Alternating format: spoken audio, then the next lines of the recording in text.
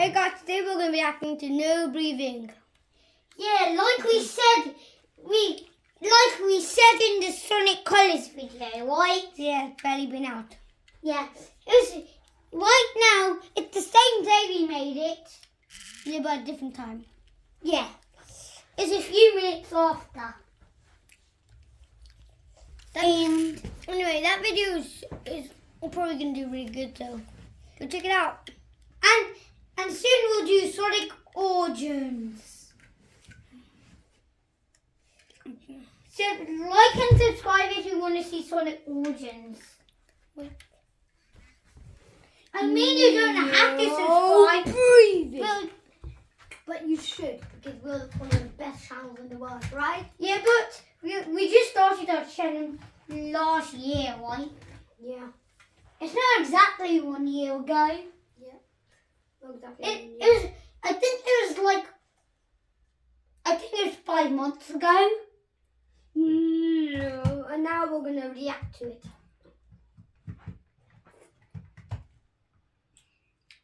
We were watching this song in year 2, and we're still in year 2. I mean, poem.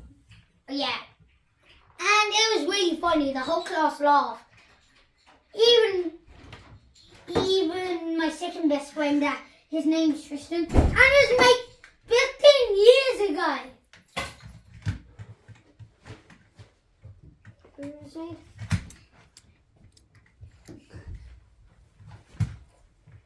We're just going to do this.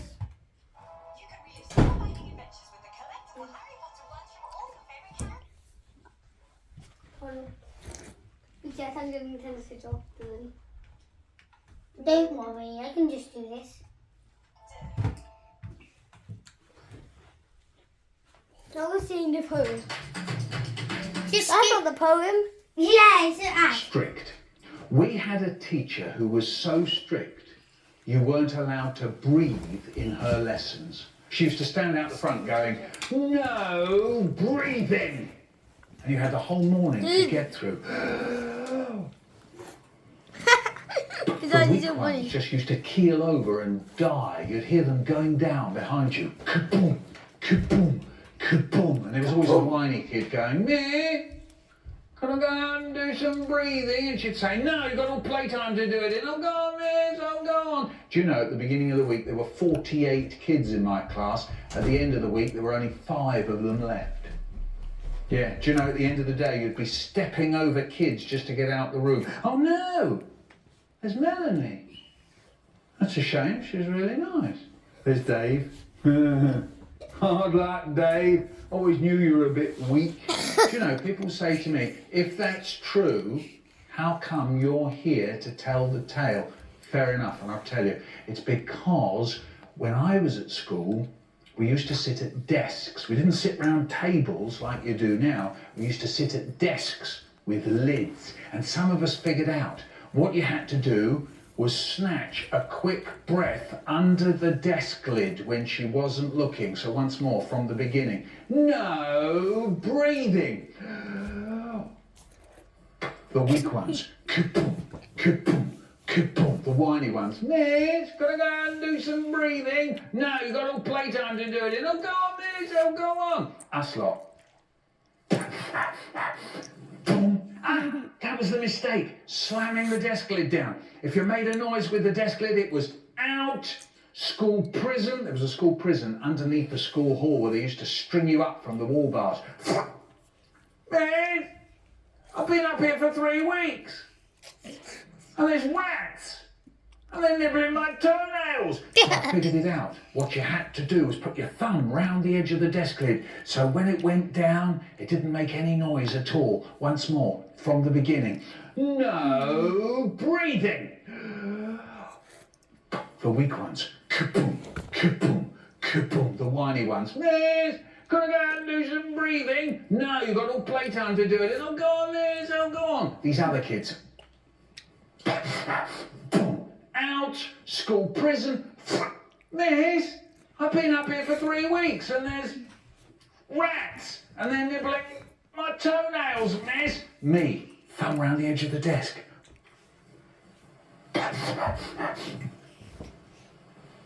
No noise at all. Survival.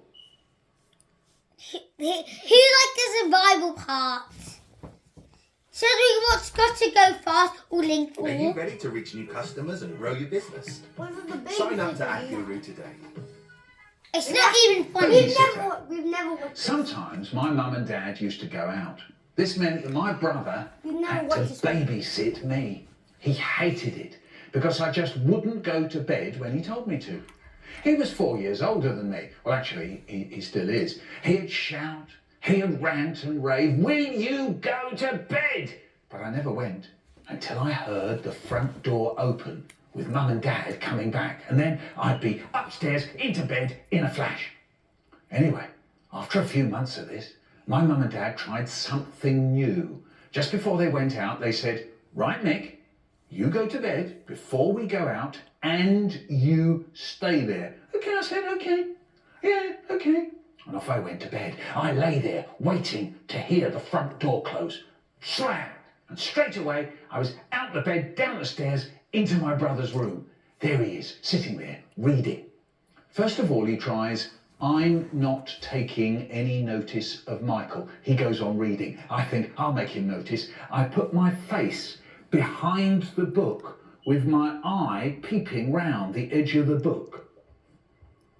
Every time he gets to the end of a line, his eye looks into my eye. He tries to pretend I'm not there. It's no good. He can't. My eye is peeping away like mad round the edge of the book. He starts to laugh. Look, look, he says, "Look, this isn't fair. You promised you'd stay in bed. I'll tell him I will." So now I go and stand by the door and I fiddle. I make little rattly noises with the handle and the key. Fiddle diddle, riddle diddle. He tries to pretend I'm not there. It's no good. He can't. I'm rattling away like mad with the handle and the key. He starts to laugh. "All right," he says. "Look, right, that's it."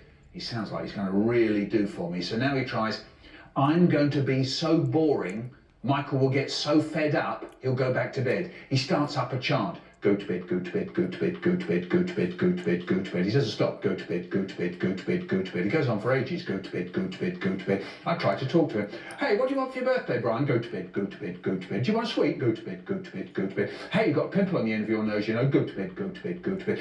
And I'm still fiddling with the door. I lock it. I unlock it. I lock it. I try to unlock it. Go to bed, go to bed, go. Brian, I can't unlock the door. Go to bed, go to bed. "Brian, the key's stuck." He stops.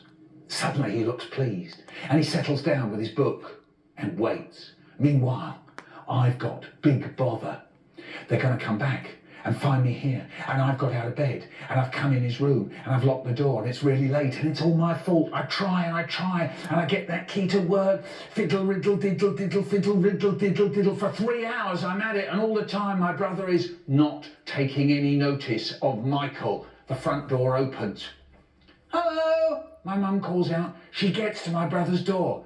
"Did Michael stay in bed all right?" She's trying to turn the handle. "Let us in, Brian," says my dad cheerily. No answer from us inside. My brother is waiting for me to say something. I'm hoping he'll say something. We're looking at each other. "Come on, Brian," says my dad, getting a bit cross. Oh no, the moment I dread when Dad goes from being cheery to absolutely furious. In a weedy little voice I say, "I locked the door." That really winds them up. There's my mum. "Is that you, Michael? You still up? You promised you'd stay in bed. It isn't fair on Brian." And there's my dad, and he's roaring, "Would you believe it, the little pig? And the door's jammed. I'll have to break it down. God, when I get inside, oh, he's going to be in for big trouble." And me, I'm standing there all shaky and sorry and shuddery. But my brother, what's he doing? He's smiling all over his big face. Yeah, he took the key out, passed it under the door, and they opened it, and I dashed out off to bed faster than an electronic rabbit. What the hell? Skip it. We'll pause it.